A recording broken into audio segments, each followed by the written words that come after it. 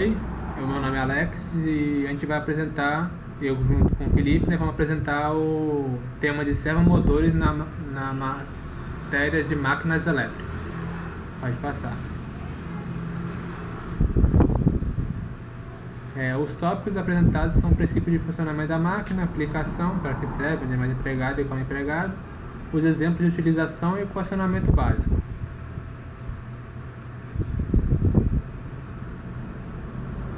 Bem, nós temos aqui que o servomotor ele é dividido em três categorias. O primeiro, o servomotor CC, o segundo, o servomotor CA e o motor de passo. Temos ainda que o motor CA é dividido em mais duas, motores de indução e o servosíncrono brushless, sem escovas. Nós não iremos entrar a fundo no servomotor, no servomotor tipo motor de passo, que é de outro grupo, e o motor de indução, que também é de outro grupo. E o livro, ele apresenta para a gente no capítulo 10, o servomotor CA desequilibrado bifásico, e é o que nós iremos apresentar juntamente com o servomotor CC. Nós temos aqui uma imagem que apresenta um motor CC que pode ser utilizado na indústria, e aqui ao lado um microservo que é um motor utilizado comumente mais na parte de prototipagem. O princípio de funcionamento dele é basicamente igual ao de uma, um, um motor DC um motor CC já estudado anteriormente, que ele tem um sistema de engrenagens com um motor DC acoplado, uma flange do servo, um circuito de controle e um potenciômetro, sendo que pode passar no próximo que é melhor para ver.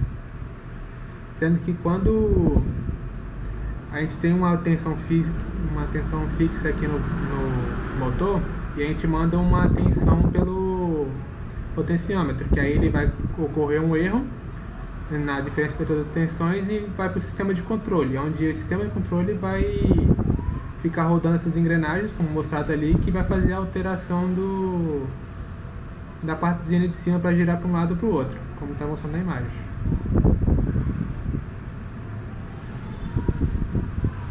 Como o Alex explicou, né? Nós temos o sinal de controle que vem mandando um sinal PWM, que vai para o nosso comparador, que vai atuar em cima do nosso motor, onde nós temos uma caixa de engrenagem que terá o sensor de posição, que é dito como o nosso potenciômetro, que vai ser comparado, gerando um erro. Aqui o erro vai ser amplificado, jogando novamente para o motor que vai atuar na nossa carga, ali no eixo como é apresentado pelo GIF.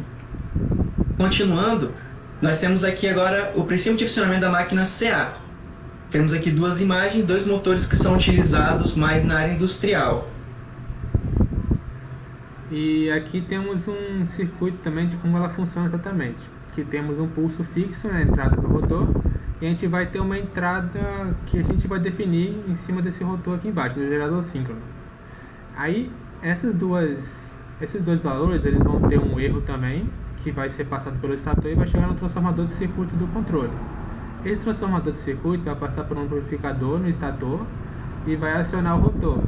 Nesse momento que ele aciona o rotor, esse rotor vai começar a girar as engrenagens de acordo com o valor do erro, se for positivo no sentido horário e se for negativo no sentido anti-horário, que essas engrenagens vão começar a girar dependendo do rotor, que vai fazer a partezinha andar para um lado ou para o outro, até que esse erro seja zero. Quando esse erro for zero, a partezinha da frente ela para, no caso. Pode passar. E aqui nós temos o princípio de funcionamento para esse motor que o Alex explicou. Temos o CLP, que é o nosso controlador lógico programável, onde nós iremos determinar a posição que nós queremos, setar o nosso comando. Ele irá enviar o sinal para o controle de posição, que irá enviar um sinal para a nossa fase que o Alex explicou, que é a que a gente controla, não a fixa, que vai ativar o nosso erro, vai gerar o nosso erro, né, a nossa diferença, o nosso servomotor, para determinar se ele vai girar para um lado ou para o outro, assim atuando na nossa carga. E temos aqui o encoder, que vai capturar a posição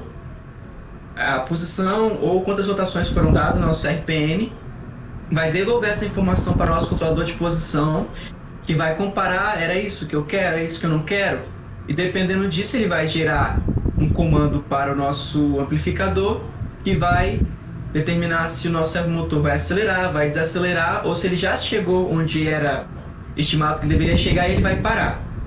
Se a gente continua aqui, tem um gifzinho que mostra exatamente isso.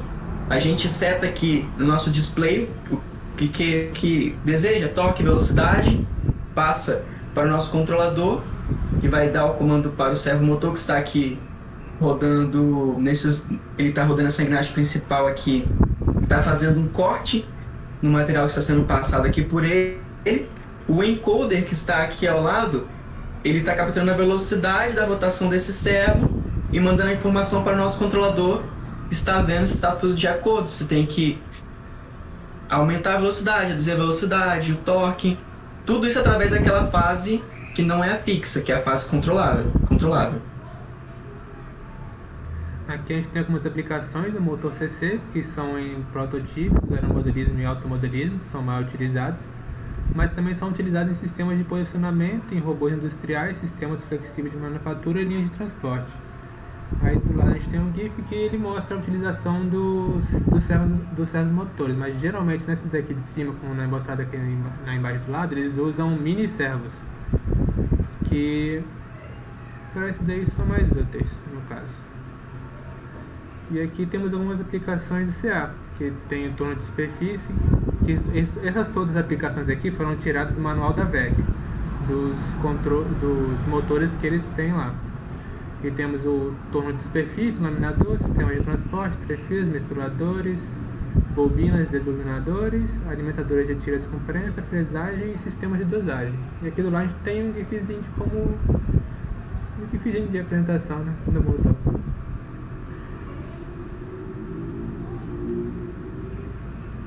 Aqui nós temos um vídeo que é de uma empresa Autotech, se eu não me engano, que ele está mostrando a comunicação através de um display aqui via comunicação Modbus, onde ele está setando uma velocidade nominal e uma porcentagem em cima do torque nominal para um motor, para um servomotor que está aqui apresentado. Ele está aqui mostrando para a gente o servomotor. Ele vai setar aqui uma velocidade requerida de 20 RPM e o nosso torque requerido 5% do nosso torque nominal. Aí ele está explicando que o cilindro aqui ao lado, ele vai abaixar, como se fosse apresentando um atuador pneumático abaixando, e no momento que ele chegasse no ponto final dele aqui, o atuador, ele ia acionar o servomotor para que ele rodasse nessa velocidade com esse toque para apertar um parafuso. E quando esse toque for acionado, a ideia, aí lá, está baixando, chegou ao final, está rodando ali. Imagine que ele está acionando o parafuso. Está rodando o parafuso, vai chegar um momento que o parafuso ele vai chegar no final da porca dele, da roda dele. Quando ele chegar nesse final, vai existir um toque. Quando chega o toque, é detectado e para o nosso servo. Ele vai continuar explicando agora, pelo vídeo, que tem como você aumentar essa velocidade requerida, aumentar esse torque requerido, como ele está entrando ali direto pelo display. Colocou agora 100 RPM e vai entrar com 10% do torque nominal. Sendo para o mesmo processo, descendo o pistão, acionando. Perceba que agora ele está bem mais rápido, agora são 100 RPM. Ele vai tentar parar, segurando o eixo do nosso servomotor. Ali embaixo em azul está mostrando em tempo real qual é a velocidade, qual é o torque que está sendo aplicado, mostrando uma variação do torque de aproximadamente 5, 6 e a velocidade tentando se manter e parando no momento que ele aperta mais o eixo, travando assim a rotação do nosso motor. Bom, agora a gente tem alguns equacionamentos dos motores CC desequilibrados, né, que vamos ser apresentados agora.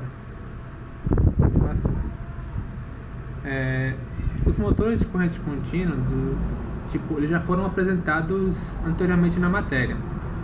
Então, no capítulo 8, se eu não me engano. Aí por isso, a gente não vai entrar muito a fundo nesses cálculos. A gente vai só apresentar aqui as equações mesmo, que é a equação de torque, a de tensão de armadura, a da força eletromotriz, a da potência elétrica, convertida em potência mecânica, a do torque e potência. A gente tem aqui embaixo, ele apresentando uma relação de potências. Essas equações foram tiradas do manual da WEG também para o motor, servomotor de corrente contínua, que ele faz uma correlação, né, nessa constante que a gente tem K aqui, K1 sendo igual a 2, que são características do motor, dependendo do motor que a gente está usando. Então ele apresenta uma correlação igualando K1 a K2, nas duas fórmulas, do primeiro torque para o torque em função da potência. Aqui a gente tem um circuito equivalente apresentando para uma máquina CC, onde temos a variação ali da entrada, da tensão, uma corrente A, uma resistência RA, nosso indutor LA, ali a rotação, nossa força eletromotriz, nosso torque, assim como foi apresentado nos cálculos. É praticamente o que a gente aprendeu na matéria, está diretamente ligado. O que muda é o que a gente explicou lá atrás, né? Que nós temos os sensores de posição, os encoders, pode ser também aquele sensor pelo potenciômetro. São as alterações que normalmente acontecem quando se transforma em servomotor. E aqui nós temos agora a parte de equacionamento dos motores CA. Como a gente explicou antes, nós iremos focar nos motores CA bifásicos desequilibrados, que são os motores que são apresentados pelo capítulo 10, na qual nós temos 4 vetores, são nossas 4 fases, que elas estão em desequilíbrio. Como a gente pode ver aqui, os ângulos entre elas não são iguais, como nós iremos ver à frente qual deveria ser a posição correta para ela. Esse começo aqui de 4 fases é uma introdução para a gente depois aplicar essa solução ao nosso problema de desequilíbrio bifásico. Então temos aqui as nossas 4 fases equilibradas. E para poder resolver esse problema, a gente tem que aplicar uma soma fasorial. Bom, e aqui a gente vai fazer, a gente fez a soma vetorial, né, dos 4 vetores, VA, VB, VC e VT, mas tudo em função de V0. Isso resultou um vetor resultante conhecido como 4V0, que... Tá, pode passar. Acho que essa parte. E esse V0 também é conhecido como sequência de zero, é o nome que dão para ele. E essa componente de sequência de zero vai ser mostrada nessa primeira figura aí, do valor de V0, que vai ser da equação que 4V0 é igual ao VA mais o VB, é que é só uma fasorial normal. A gente jogou 4 dividindo e deu essa equação aí. Assim a gente vai substituir, calma aí, volta lá, onde estava antes. A gente vai substituir o valor de VAzinho por VAzão, que vai ser o valor de VAzinho menos o V0, que para substituir e chegar na equação 1, que a gente vai trabalhar um pouco mais com ela pra frente. Pode passar. E aqui nós temos a parte da sequência de zero representada, como o Alex explicou, onde nós temos o V0 sendo subtraído dos nossos vetores, representando as 4 fases, essa figura 19 aqui. Nós temos a ideia que as 4 fases elas estão desequilibradas e o ideal seria que elas alcançassem o que está apresentado na figura 20, onde nós temos as 4 fases equilibradas, anguladas, de 90 graus entre si. Para isso acontecer, a gente vai ter que aplicar agora, após a sequência de zeros, né, que o Alex explicou, nós teremos que aplicar agora a sequência positiva.